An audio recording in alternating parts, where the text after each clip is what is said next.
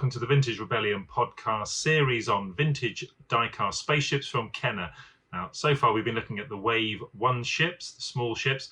We're now on to Series 2, Wave 2, the box ships. Now, I'm Andy Norton-Spoons. This month, we start with the Millennium Falcon. Here it is, packed with action features. Now, we have the rotating radar dish, rotating laser cannons. These are all detailed on the packaging. We have the pièce de résistance, the retractable landing feet. Look at those, isn't that good? And it's piloted by Chewbacca and Han Solo. There they are, molded in brown plastic, authentic replicas of the pilots of the Millennium Falcon. A fantastic little spaceship, totally out of scale with the land speeder. Not too far off from the TIE fighters, a little bit small still, but a lovely detailed ship. Now, you do see these relatively regularly still here in the UK. Car boot sales, flea markets, always very battered, missing loads of paint, but picked up pretty cheaply. Keep your eyes peeled. Now, you'll be pleased to know as we go through the Wave 2 ships, these little videos become shorter and shorter because the licensees become fewer and fewer. Now, we're going to start off with Kenner.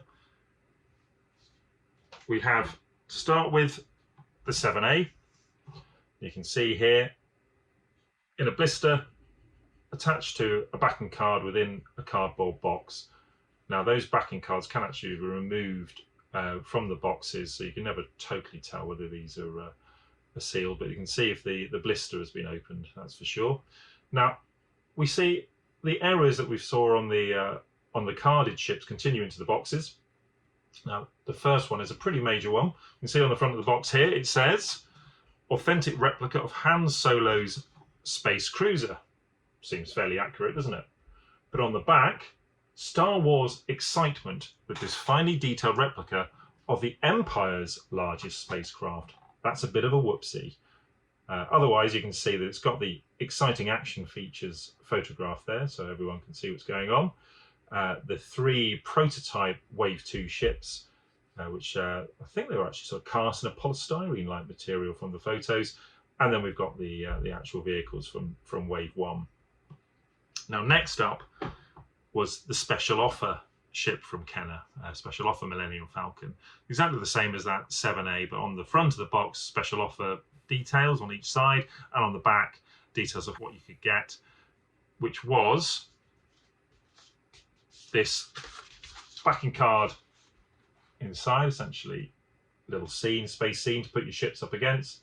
Got the Millennium Falcon there being shot at by TIE fighters and a Darth Vader TIE fighter, or you're shooting the Darth Vader TIE fighter, flying over a planet. I don't actually have the special offer ship. I'm on the lookout for one, but managed to pick up this card a while back. So these were inserted behind the blister card within the Millennium Falcon. But the errors on the special offer box continued, so it still said the Empire's largest spaceship on the back. But on the 7B, that error was corrected. So we still have Han Solo's space cruiser on the front. You can't actually tell the difference between a 7A and a 7B from the front, which means if you're actually on the lookout for one of these ones, it's quite hard to tell from online auctions sometimes, because on the back, Star Wars excitement with this finely detailed replica of Han Solo's Millennium Falcon spaceship.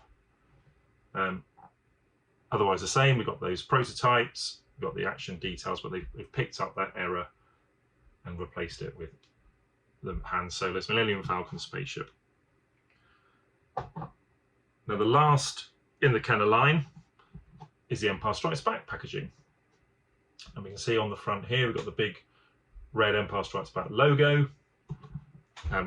We don't have the Han Solo text anymore. It doesn't say whose spaceship it is at the bottom, but it does at the top.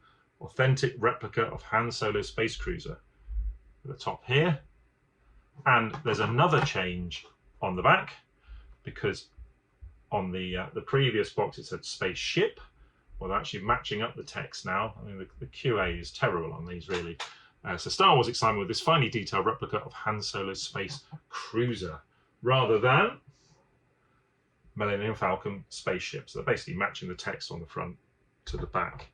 Now, I only noticed this today putting this video together, but if we look at the Empire Strikes Back ship, you can see that on all 4 sides of the box, we have the Empire Strikes Back logo.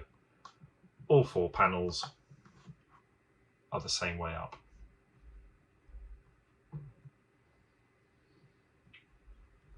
All the Star Wars issues, and this goes for the other licensees as well, have one panel that's upside down. Now, I don't know whether that was meant or whether that was another error and they picked it up for the Empire Strikes Back, but if we look on here, it's the side, the base, the other side, they're all the same way. If we go to the top, it's upside down.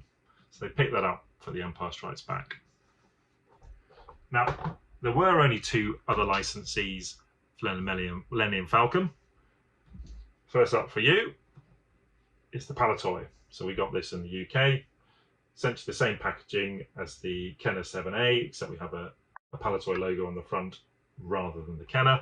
We still have the authentic replica of Han Solo's Space Cruiser. And on the back, it's the Empire's largest spacecraft. So we've still got that error, so they didn't pick that up for the other licensees, but otherwise packaging's the same. Kenner Canada also had a ship. I'm going to read from the back here. I don't own the Kenner Canada one, so again, I will keep my eyes peeled for one of those. They do correct the text on the back of theirs. So they say, Star Wars excitement with this finely detailed replica of Han Solo's Millennium Falcon spaceship. So that's the 7B text, which kind of dates when that box came out. They also have that in the French text below, which I won't do our French and Canadian colleagues the insult of trying to read that out. But short and sweet, as I said, that's it. Next up, the Y-Wing. See you then. Bye-bye.